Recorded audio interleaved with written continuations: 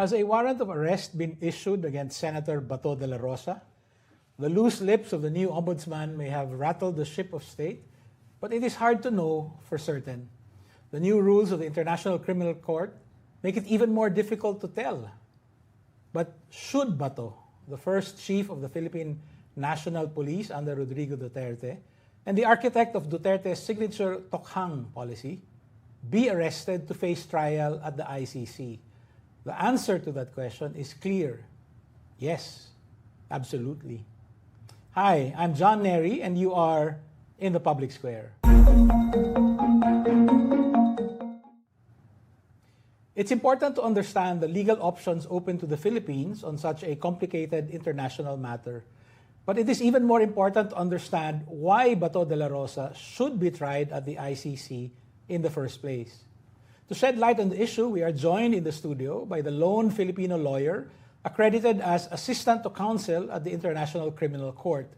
Only the other month, her human rights and public interest lawyering led to her recognition as one of the distinguished awardees of Towns, the Outstanding Women in the Nation's Service, Attorney Maria Kristina Krissy Conti. Welcome back, Attorney Krissy, and thank you for joining us yet again in the Public Square. Of course, magandang araw po. Attorney Krissy, let me start by asking, why are we even talking about extradition? Shouldn't extradition require another state asking for the defendant in this case? Well, I think it's because people, just thought of extradition because it was recently passed by the Supreme Court. Yun yung huling nasa utak ng mga tao, ito na yun, it's related to Bato's case. So, frankly, I don't think so. There are many lawyers actually who disagree that extradition is the process that should be applied because, as was mentioned, extradition talks about requesting states and treaties of cooperation. In this case, clearly not. The treaty or the agreement that we will follow would be the Rome Statute, where all the protocols, all the processes are already included. And the process that is there is called surrender. It's technically not asking, eto, nalilito pa yung iba. Sabi nila, pinapasurrender si Bato.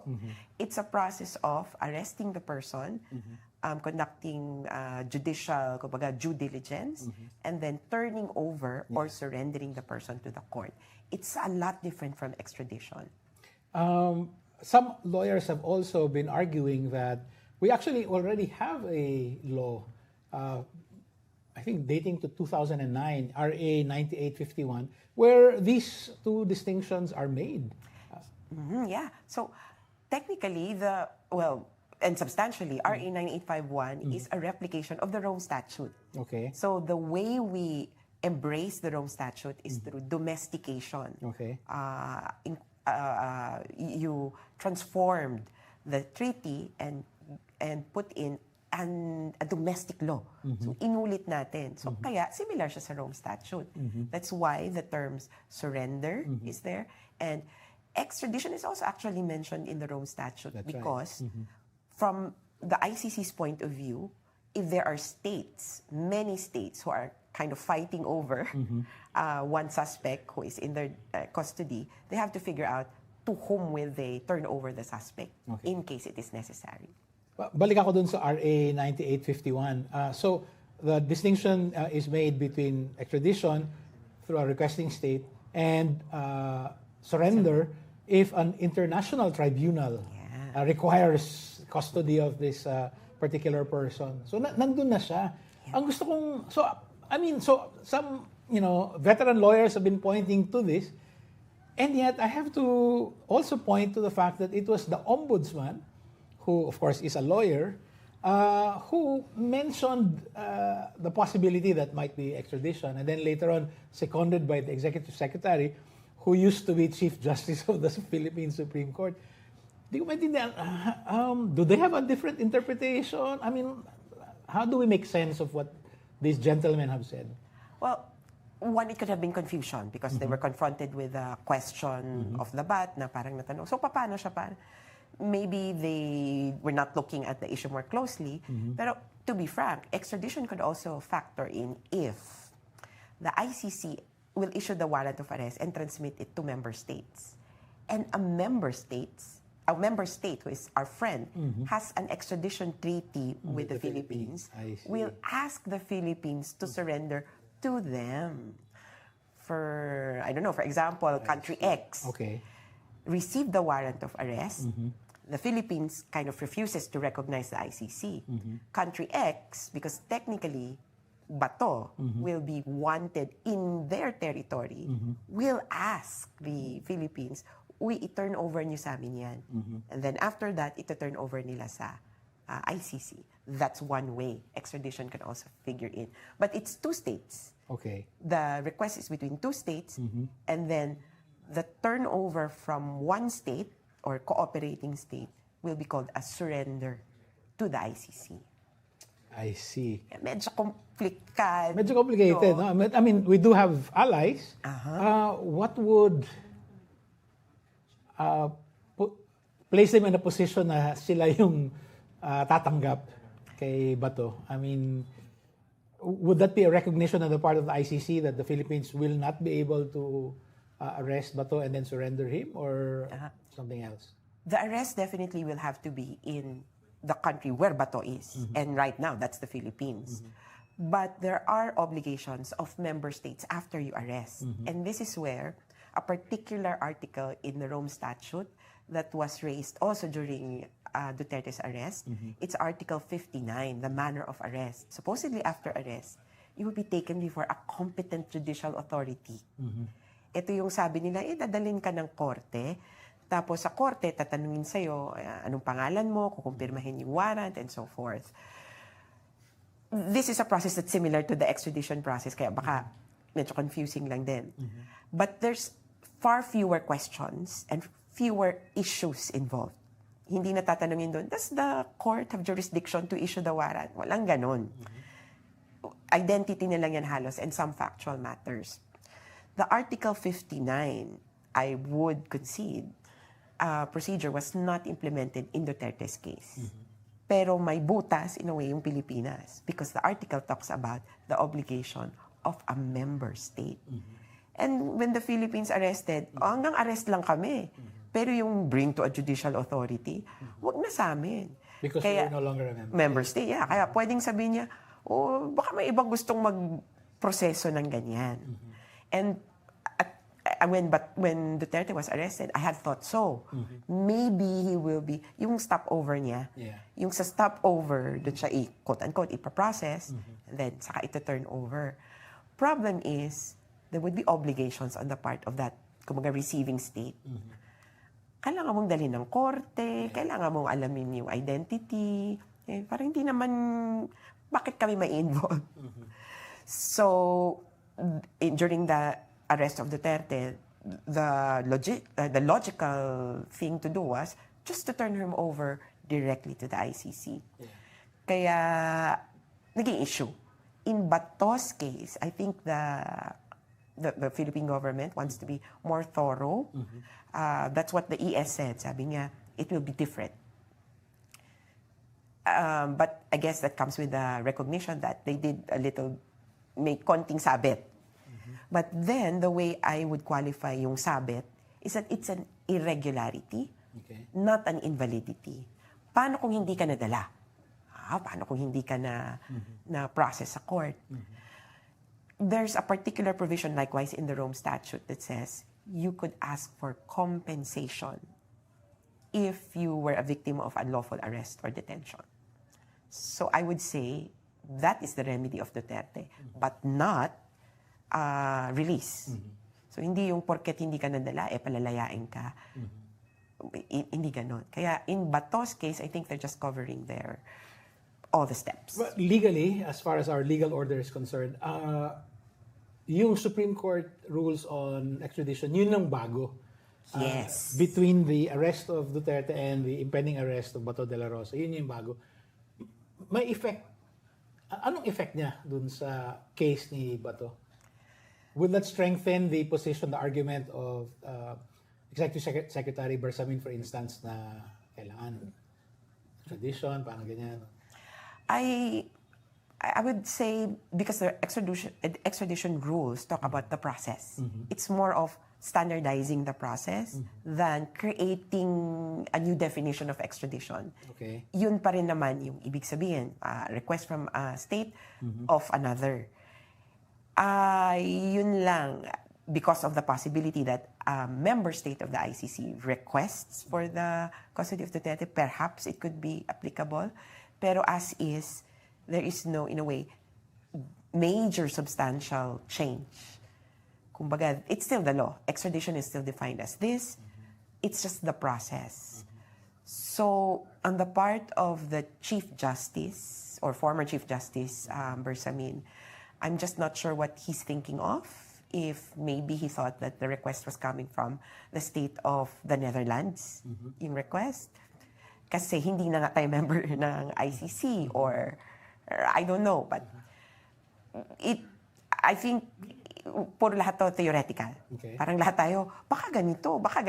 In the end, Sila mismo. yung Ganun din. sila ang magpapasyak. Tingnan na lang natin kung paano yung gagawin. Pero at least, sabi nga namin, okay na rin to, napag-usapan na. Hindi yung nangangapa-ngapa.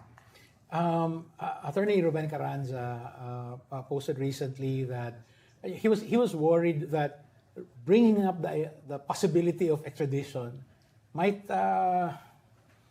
be a deliberate attempt at confusing the situation, parang giving the Marcos administration a possible off-ramp. I know this is not a strictly legal question, but I mean you're very aware of the political dynamics. How would you respond to Attorney Carranza's suspicions? Well, I would say with basis, because we had thought that when this whole extradition option was raised by several government officials. Bakit? When, I mean, it's wrong.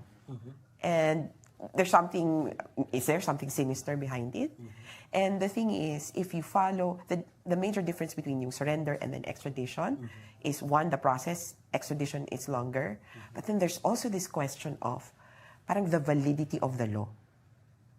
Is this an extraditable offense in both our countries? So we're going to go into validity of, or constitutionality, sabihin na natin, of the court, of the issuance, of the law, of the other, or the requesting state, kumbaga, or entity. In the ICC process, there's no such thing. Tatanungin lang, anong pangalan mo? Yung katulad ng nangyari kay Duterte sa ICC nung first appearance niya. So when you have that question, you go from a small court, or sabihin natin a judge, you can go from the judge to the Court of Appeals, to the Supreme Court. So the issue of Bato's arrest could become a constitutional question. Are we still part of the ICC? And it's going to be a bit complicated if the ICC rules, no, you cannot arrest Bato in the Philippines. So that's going to be the worst case scenario. If the Supreme Court kind of makes a statement or a decision that's contrary to the statement or the decision of the ICC. Because right now the ICC says, we have jurisdiction.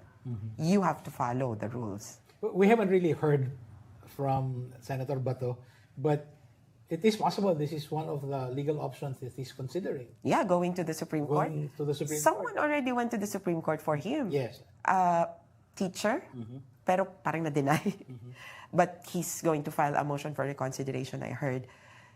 It's going to be an option. And if you have a Supreme Court that many people are looking at, medyo suspiciously, no, after the recent decisions, parang, With the majority appointed by Duterte. Yes. So, parang mapapaisip na we're going to politicize everything in the Philippines and do it in the manner na parang it's who you know, it's not what you know. But like many judicial rulings, yung possibility na Ombudsman Boying Remulla, who not long ago was a politician, the possibility that he was testing the waters. This was a trial balloon. Anong tingin mo doon? If it was a trial balloon, what do you think was he testing? public opinion, support for another Duterte-type arrest? Anong tingin mo? Could be. And I mean, as we mentioned, si Ombudsman, he's not coming left of field. He was formerly the Department of Justice Secretary. So he knows sources. And as he said, I have it on good, credible evidence na talagang there is a warrant of arrest. And he's backed up his statement saying, I've seen the document. So his statements, unfortunately, comes from someone who is not in a position or not in office to say so. Okay. Baga, wala siya. Pero, as you mentioned, he's a politician. And that is a common tactic to float the idea before you do it, just to test. And I would agree na, yes, it's testing the waters dun sa Filipino people. Kasi there's two ways that you can look at Bato. Bato is one and the same as the Dutertes. Parang adopted family na yan ng Dutertes. On the other hand, he's Bato. He's not a Duterte. And my loyalty to the Dutertes stops at someone surnamed Duterte. Okay. And you're not Duterte. And this could also apply to Bongo. Kasi super close, pero hindi ka But there's a pamilya. distinction, yeah. So we're going, I guess they're trying to figure that out. But at the same time, and this is the complication for Bato, he's a senator. Elected by so many votes, etc. They could always cite that, independently his political clout. And so I guess this could also test yung, ito bang mga bumoto sa kanya, ano yung feeling nila ng isang senador na binoto nila para pagsilbihan sila gumawa ng batas, ay mapupunta, makukulong ng probably for a long time. He has been re-elected, right? So, Yes. 2022. Yeah. 2025. 2025, yeah. So, it's just the beginning of his term. So, it's a bit complicated, I would say, kung he's testing the waters because it's testing the waters from different fronts. Yeah. And the latest WR Numero research survey found that when people were asked, so they support the process in the ICC. A majority supports the process. But when they were asked, who do you think should be arrested next? Something like 70% did not name anyone, but 20% named Bato. So by far, he had more votes, so to speak, than the next ones. Ano na sila, mabababa, no? Again, it's very possible that these are the people who did not vote for him, right? But 20%, in terms of the ranking, he's the first on the list, next to be arrested. But it's only 20%. How should we read that? Because clearly people think that the most responsible for the war on drugs is Duterte. Okay. Si Bato kasi sumusunod lang. So maybe for others, they don't see him as responsible because he was just following orders in the same way that during the Holocaust, ang sinasabi ng mga tao, sinong responsible dyan? Naalala pa ba nung iba yung names ng generals? No, all we remember is Hitler's name because he was the one who kind of thought about it and instructed. So yung medyo next in line na sumusunod lang, yung iba nakakalimutan na yung pangalan. So maybe there's that kind of reasoning. On the other hand, there's also that, as you mentioned, yung iba, tigilan na natin, wag na hanggang Duterte na muna. Or maybe they're figuring out na hindi pa nga nasisimula yung kay Duterte, papahuli na naman tayong bago. I will get back to that, no? Because a DZRH journalist actually raised something very interesting from the Duterte perspective. I'll get back to that. But I want to talk about the fact that, as you pointed out, Bato is a senator. So, Senate President Tito Soto has publicly declared that he will not allow Bato to be arrested in the Senate. I happen to be sympathetic with that point of view because in 2018, Duterte tried to arrest Senator Trillanes. And by that time, Tito Soto was already the Senate President. And he did not allow the agents of the government to enter the Senate. So I did, in fact, visit Senator Trillanes in his office. He was there for, I think, 2 weeks and so on. What I would like to know is there a material difference between the situation of Senator Trillanes then and the situation of Bato Dela Rosa now, if a warrant of arrest was issued against him? If there's no difference, do we respect the prerogatives of the Senate to protect its own? I mean, I did see that you had already said something about this, but can we talk about that? Well, one material difference is this is from the warrant is from an international court, Okay. and as we mentioned earlier, Bato can go up to the Supreme Court questioning the authority of the ICC to issue that. In Trillanes' case, wala. Talagang for implementation na lang. Kaya, kumbaga, smaller or yung time. But on that note, there's also kind of a material difference. Of course, futuristic pa, hypothetical pa yung kay Bato. But Trillanes, I think, engaged with the process. He filed motions to quash, motion to, kumbaga, before surrendering, parang he was questioning the process first. Bato has not questioned the process before the ICC, has not submitted anything. It's a bit different eh.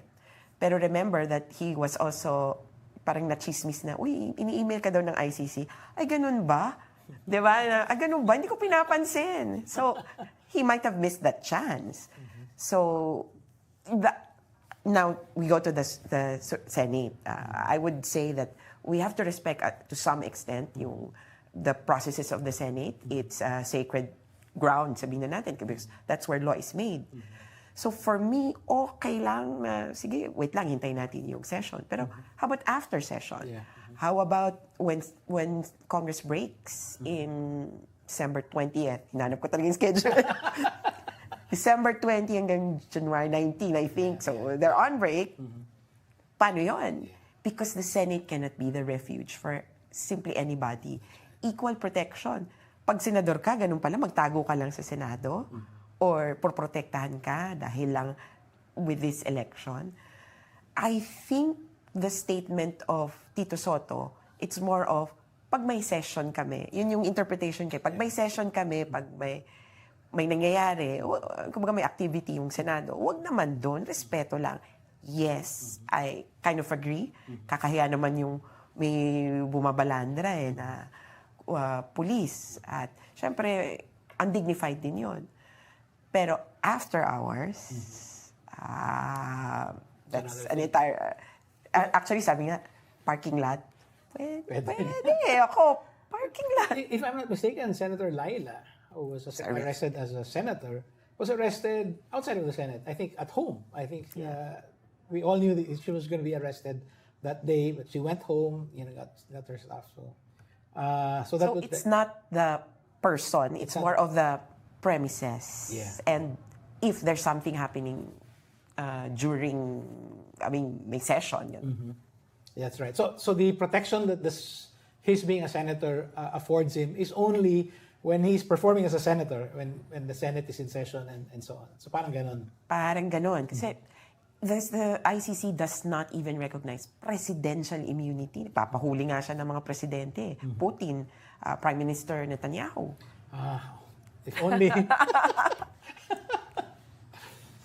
So definitely no senatorial immunity.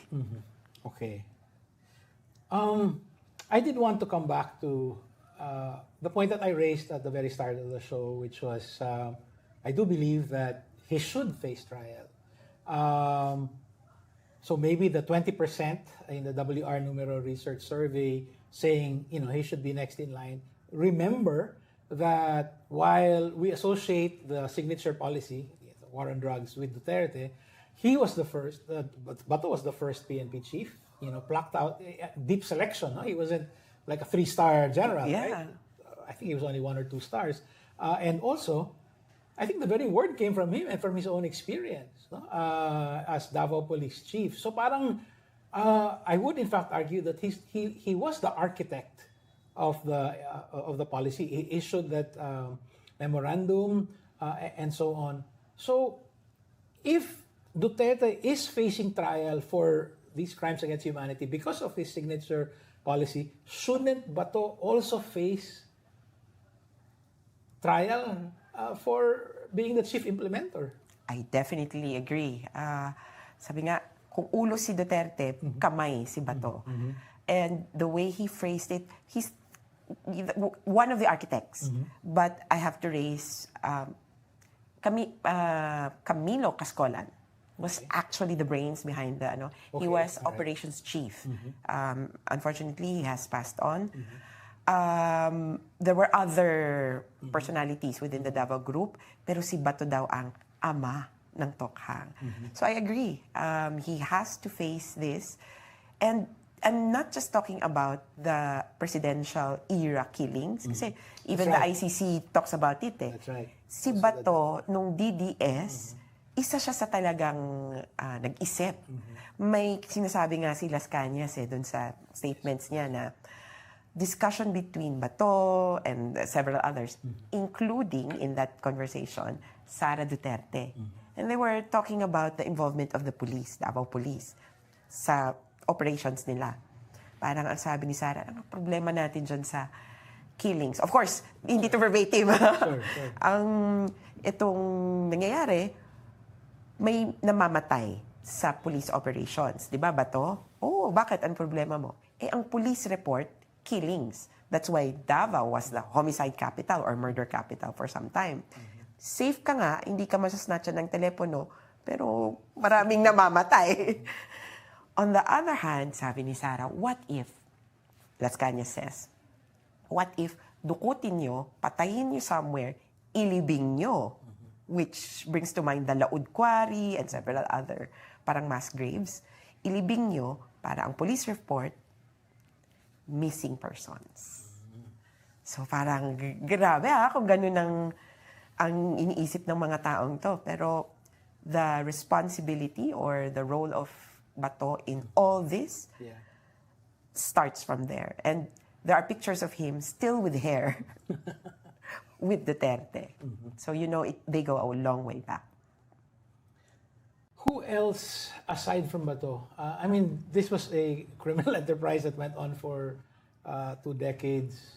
I distinctly remember Father Picardal had counted the number of children who were killed. And this was the basis of the pastoral letter of Archbishop Ledesma of Cagayan de Oro on the eve of the 2016 election, saying we cannot support someone who's, So may mga documentation na this has been going on for some time. And yet, there have been several police chiefs of Davao and so on. Aside from Bato, Dela Rosa, who else do you think will figure prominently in the next lists of arrest warrants? Well, certainly the Davao boys. So, if we were to name names, and these names were floated as among those who were also kind of summoned by the ICC, I think era 2023, mid-2024. Okay. So there were 5 names mentioned. Edilberto Leonardo, and during the Quadcom, it was disclosed that he was in a meeting where the scaling up of tokhang or the DDS killings was discussed at pinag-usapan nila, paano yung reward system? Ikuha mo nga ako ng ganitong tao na makaka-process ng rewards.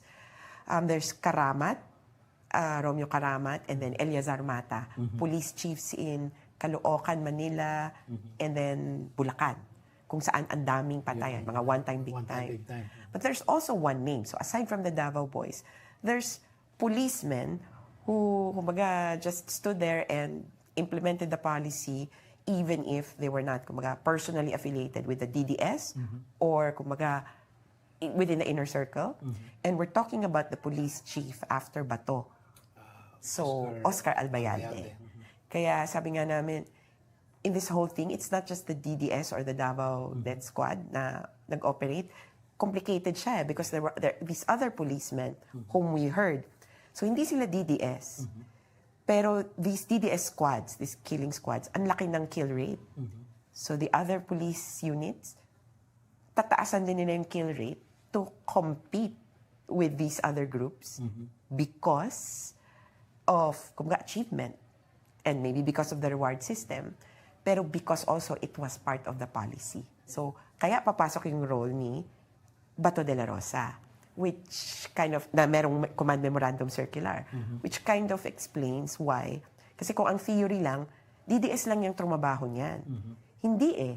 Because even in places where there were no DDS, may police na nag-operate. Yeah. So they entrench themselves. Yeah, so the concept is, there's this killing squad, kaya si Duterte is being said na, yes, you instructed your killing squad. When you became president, your killing squad, of course, embedded themselves elsewhere. Kaya yung mga Davao boys na scatter. But also, you are responsible for aiding and abetting, for creating an atmosphere, for allowing people to, kumbaga, do whatever they want to do, especially yung police. Kaya yung ibang police na, hindi ako DDS, pero paano ba to? May reward ba to? Paano ba to? Yeah. Papatay din. Kaya yung responsibility ni Duterte is not only as like someone who ordered the killing of this and that, but also as someone who aided and abetted and set up the environment. It created a criminal or a business. A business, tapos, yeah. and allowed, kumbaga, other businessmen to flourish. I do remember I was able to interview Las Cañas, and he did mention the importance of the reward system. No? It was very Darwinian, no? Parang survival of the fittest. Sino yung pinaka maraming mapatay? Ganito yung bonus and so on. I mean, it's really, when you think about it, parang horrifying. No? But Attorney Krissy, I wanted to ask, so are we looking at policemen or ex-policemen as the possible next people to be arrested, and not, let's say, Justice Secretary Aguirre or Senator Bongo? I mean, in terms of possibility, we're looking more at the policemen. Yes, but as I mentioned, yung Edilberto Leonardo and so forth, policemen who are Davao boys. Davao boys. And then there's this category of That's right. Davao boys. And because you've mentioned Bongo, parang, oh, bakit hindi nga ba si Bongo? But he was not mentioned in the parang original list. But I would say Bongo could be involved. Ang inaaral ko lang talaga is how cerebral his role was, supposedly, in giving out the money. Because if he was just instructed, oh, bigyan mo to ng 1 million, bigyan mo to ng 200,000, bigyan. All he did was mechanical. Pero if he had the discretion to decide to whom to give the money or how much to give the money, he may be classified as among those most responsible. So sometimes, sasabit din kahit pa-selfie ka lang, posibleng... Pero ang siguro, his defense will be the same as with the contractors. Even if the company is named after your initials, wala kang kinalaman, sasabihin niya. I'd like to know, itong impending or potential arrest of Bato Dela Rosa, does it have any effect on the ongoing case of Duterte? Or can we look at them as, I mean, they're related, but actually two separate cases on two separate tracks? So technically, it will have no effect, no impact on the case of Duterte in terms of timing, schedule, and even the charges. The ICC, when we do trainings, no, lagi na, paano ba to? Kasi iba sa atin eh. Okay, Sa atin kasi, pag nabuo na yung case, kung sinong involved dyan, that's it. Okay. Kahon ka na. Yung ICC, baliktad tayo Later pa, after nung arrest, later pa bubuin yung case, which is why we have the confirmation of charges as an opportunity to discuss and debate the charges. In Bato's case, kung sakasakali, it will of course depend on the warrant. Hindi yan copy-paste ng kay Duterte. Okay. But he will face entirely different charges than Duterte. And as the ICC, kumbaga, during our training. So, anong nagiging difference? Ang caution lang nila, well, ang nangyayari, because there's more time to think about things, or, kumbaga, usually, there are more charges brought against the next persons. Kasi, either napag-isipan or mga part siya ng strategy. So, for me, actually, on the part of the victims, kulang na kulang kami sa charges na proposed ng prosecutor ngayon kay Duterte. Kasi asan niya yung hulihan? At dito kami napapaisip, baka kay Bato. Okay. Because the arrests were under the auspices with color of law. Police ang nanghuli sa mga to. Kaya posibleng kay Bato ipako yung, kumbaga, the acts of imprisonment as part of crimes against humanity. Itong si Henry Uri, he's an anchor on DZRH. He's also, lantad naman siya na supporter of President Duterte. I think posted recently na nakaisa na kayo kay Rodrigo, tantanan niyo naman si Bato, parang ganon. But it turns out that as you said, it will be a different set of circumstances, different set of crimes that will be charged against Bato when that happens. How would you respond to someone like Henry? It's as if he's bargaining, no? Na parang, baka pwedeng naman. But in the ICC, and actually in law, there should be no space for that. Whatever the law says is clear. And if you're bound to the parameters of the law, you engage according to that. So if you don't want Bato to be arrested, maybe it's too late for that. Because kumbaga, the choice was Bato's. Ang sinasabi, huwag niyo naman uli, kawawa na yung matanda. Hindi naman ako yung pumili na pumatay ng tao eh. Hindi naman ako pumili na ipagawa yung tokhang eh. Sila. So, action and reaction, they have to face the consequences that they themselves created. Kaya, kung ganon, kung bargaining pala to, edi, hindi na natin kailangan yung batas. Naalala ko tuloy. For these people, they might be living in a different world. Naalala ko tuloy na Bato Dela Rosa is the only PNP chief in our history to have a mascot. Yeah. Remember? So meron siya, ganun, So inisip ko, maybe architect might not be the precise term, but he is the mascot of this war on drugs. He was the face of tokhang, kumbaga. He was the face of tokhang. He was very, very happy about it. Naalala ko yun, I downloaded photos and videos. Kasi he had parang dalawa yung mascot eh. Yung isa basta anti-tokhang. Talagang litong-lito ko kasi umiikot sila sa MRT ba yun? Tapos may mga bata, ganyan pa. Are we, si target mo, mga bata o matatanda? Kaya ako, Christmas party ba ito? But yeah, that's right. He's the face of, he was, to be frank, he was, compared to Duterte, kasi Duterte would just say, I just said things. Bato Dela Rosa, impossible na. Kumbaga, wala siyang ginawa or he was the one in charge of the people who were doing the killings. It is impossible for him not to know that these killings were happening. Talagang, ako nga, kaya lang, of course, there's this whole history behind Bato Dela Rosa, so maybe desensitized na siya nung panahon yun. Pero grabe yung iniisip ko na wala kang gagawin sa libu-libong namamatay, tapos pagagalitan mo pa yung underperforming. Kaya, grabe. And he was also the PNP chief when that Korean businessman was killed right inside the headquarters of the Philippine National Police. He wasn't even fired. They just stopped the war on drugs for like a month.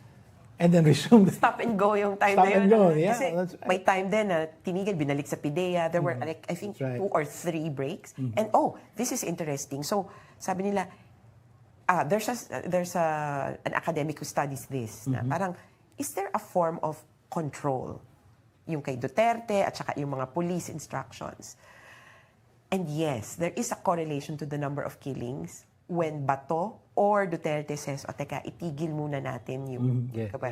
Parang That's preno right. tayo. That's right, yes. So if we were to think na, hindi naman to upon instructions. Pero why do the killings that's right. drop Yeah.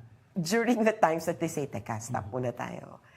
Kaya, kumbaga, there's a lot of evidence that points to all of these killings being part of a policy or under kind of indirect control by the president. If he said, stop the killings, would the killing stops? I would say, yeah, most likely. Attorney Krissy, last two questions. No? So, the Duterte case, that's moving. Right now, they're looking at disqualification of experts, whether he can stand trial and so on, right? And it's separate from what might happen to Bato, right? Can you give us a sense of that timeline here? Yung kay Duterte, it's been moved back by how many months? Tapos yung kay Bato, what are we looking at? So, in the Duterte's case, supposedly, if we had the kind of original schedule, the issue, as we call it, would have been submitted for resolution as of November 5 of his fitness to stand trial. Na-receive na ng judges yung report ng experts, nakapag-weigh in na or nakapag-comment na yung prosecution, yung victims, and even the defense. Kasi independent experts to as of November 5. But then, because of the disqualification, they kind of reset. Kaya balik tayo sa appointment of experts. And then, I think one point of Kaufman is the periods are too short. Parang they were given 3 days to comment on the experts. Ganyan. So I think they will, kumbaga, make the periods longer. So the last known or public schedule is that October 15, the registry or the parang registrar's office, where the list of experts or the experts list themselves, will come up with a short list of people who would have been involved in. So there's 3 experts: forensic psychiatrist, neuropsychologist, and behavioral and geriatric neurologist. Okay. So people who know the brain best. They will come up with the list, short list again, October 15. So we're delayed by about a month and probably i-extend yung periods. So I would say unlikely na magkaroon ng decision. Just on whether he can stand trial. Right? Yes. And that might be, what, December, January? Ako, sana may Christmas wish. December 12. December 12. So I'm looking at December 12, which is the last day that the court is in session, as a possible date. Under the original schedule, yun sana maluwag pa yung oras. Pero December 12 would be the last chance for the court to say if he's fit or unfit to stand trial. And then maybe they can set the hearing in January. Why do I look at that? Because the last similar circumstance in the Said case, ganon, nagsabi, unfit to stand trial. The confirmation of charges was set in January. The decision was made on December 15, 2023. You mean 1 whole year? Almost 1 year, yeah. So ganun yung postponement. And then, hearing was scheduled on January 29th. So yung next na schedule. In Duterte's case, the judges are in a hurry. I would say, kasi talagang sila, stickler for the rules. Oh, ito yung period. And the case or issue is now ripe for adjudication. Yun na lang eh. Kaya lang, medyo balik tayo dun sa expert. Medyo balik sa ano. If the judges are as quick to set schedules as they have been before, they can do it in a month. Hindi naman in a month yung total, pero the appointment of experts, qualification of experts, okay ba sa'yo to? They can do it in a month. The observations, 1 month again, and then another month for comments, and then the decision of the court. So we're looking at maybe 3 months. Okay. From October 15. So October, November, December, So January. Bigyan natin ng allowance mga 2 more months. Because with the defense team of Duterte, sabi ko nga parang sa kanya, question everything. Which is a good way of going by things. Pero also profitable for him because he gets paid more. Ang sabi nga nung iba, parang every month kailangan may mangyari. Sabi ko, oo nga, no? Parang may schedule, may deliverable. But nonetheless, we cannot kumbaga, question the Sure. timing. Okay. But the process of question everything, sana lang you do it at the soonest possible time. Kasi for example, the interim release, which was an issue off the bat. Medial dea pa lang. May sakit siya, ganun-ganun. Bakit final? 5 months after pa. Kaya sabi, nga no, baka nga may timing issue. Meron silang schedule. Yeah. What about Bato's impending arrest? I mean, what's the timetable kaya? So, yun yun, no? If the warrant of arrest will be enforced within this year or within this quarter, meron lang portion. So, if you do not surrender Bato to the court, then kakain ng oras yung engagement with the local courts. At sabi nga natin kanina, it might go to the Supreme Court. Iyan yung medyo, we cannot figure out how much kasi our Supreme Court does not, That's right. follow the, supposedly, they should resolve within so many days. But anyway, yun yung medyo butas. Pero if it goes to the court, as soon as he's surrendered, within 48 hours, 48 to a few days, he has to be presented for first appearance, initial appearance, and then within 6 months to be scheduled for confirmation of charges, 4 to 6 months, and then may schedule sila, kaya okay ako. Problem lang, like in Duterte's case, baka may is-raise siya.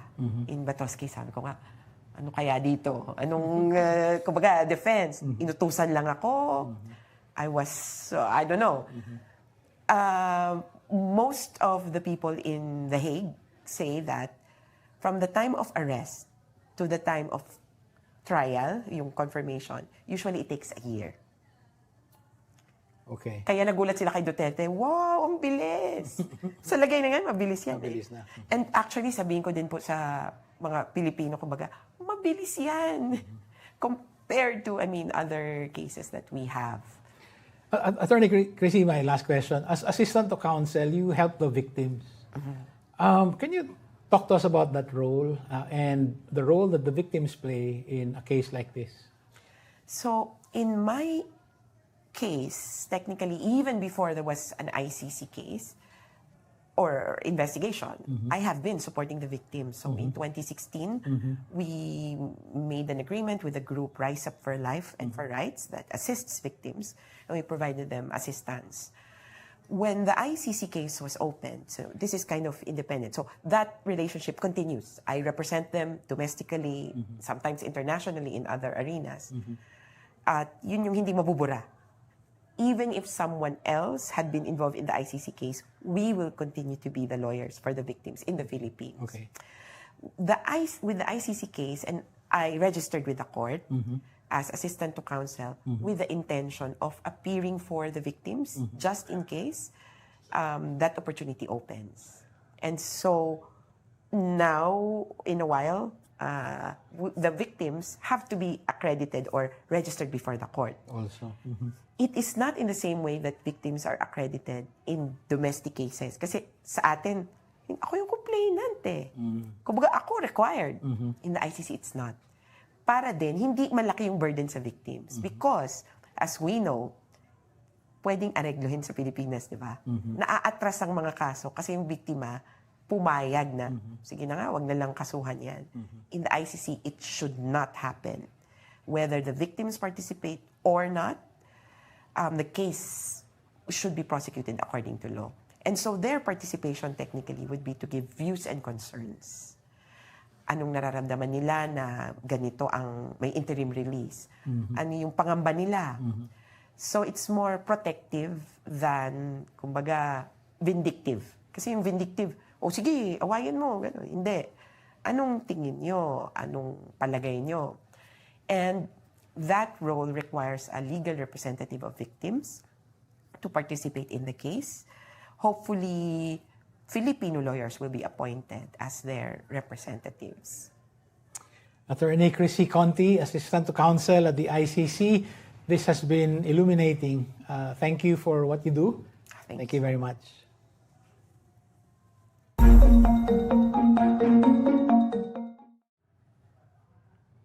And that's it for us today. The next step for engaged citizens, as always, is to take a more active part in the democratic project. Please download the Rappler Communities app and join the chat room of your choice. And if you haven't yet, subscribe to Rappler Plus. Thank you. This is John Nery. See you in the public square.